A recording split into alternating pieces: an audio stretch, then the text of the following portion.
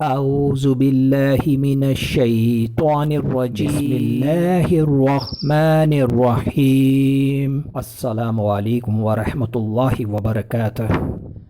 آج جو مضمون آپ کے لیے لے کر آیا ہوں یہ مضمون ہے تاریخ نزول قرآن۔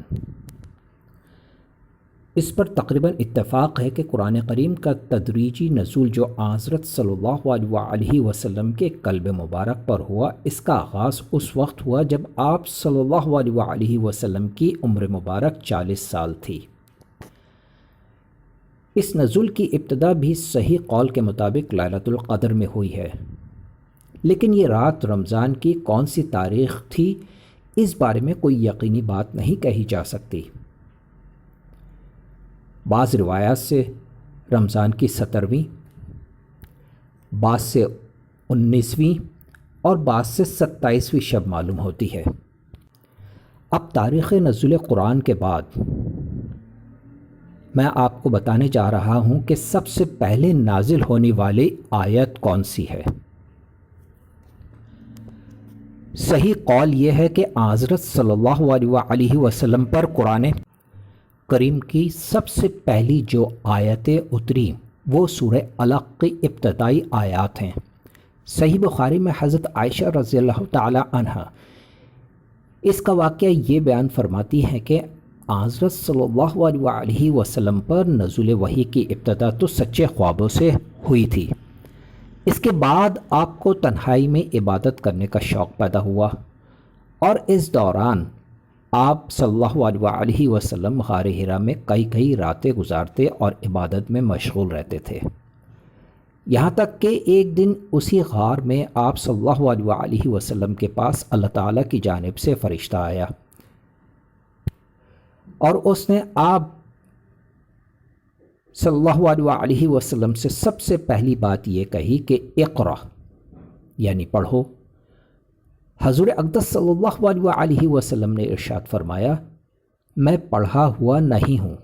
اس کے بعد خود حضور پاک صلی اللہ علیہ وسلم نے واقعہ بیان کیا کہ میرے اس جواب پر فرشتے نے مجھے پکڑا اور مجھے اس زور سے بھیجا کہ مجھ پر مشقت کی انتہا ہو گئی۔ پھر اس نے مجھے چھوڑ دیا اور دوبارہ کہا کہ اقرا۔ میں نے جواب دیا کہ میں تو پڑھا ہوا نہیں ہوں۔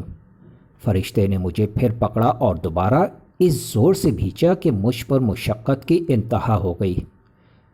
پھر اس نے مجھے چھوڑ کر کہا اقرا۔ میں نے جواب دیا کہ میں پڑھا ہوا نہیں ہوں۔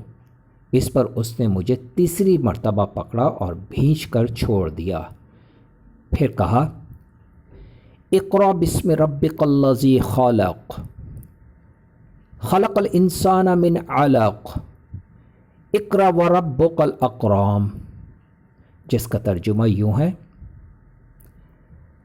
پڑھو اپنے اس رب کے نام سے جس نے پیدا کیا، جس نے انسان کو منجمد خون سے پیدا کیا، پڑھو اور تمہارا پروردگار سب سے کریم ہے۔ یہ آپ صلی اللہ علیہ وسلم پر نازل ہونے والی پہلی آیت تھی۔ اس کے بعد 3 سال تک وحی کا سلسلہ بند رہا۔ اسی زمانے کو فطرت وحی کا زمانہ کہتے ہیں۔ پھر 3 سال کے بعد وحی فرشتہ جو غار حرا میں آیا تھا، آپ صلی اللہ علیہ وسلم کو آسمان و زمین کے درمیان دکھائی دیا، اور اس نے سورہ مدثر کی ابتدائی آیات آپ کو سنائی۔ اس کے بعد وحی کا سلسلہ دوبارہ سے جڑ گیا۔ صدق اللہ العظیم۔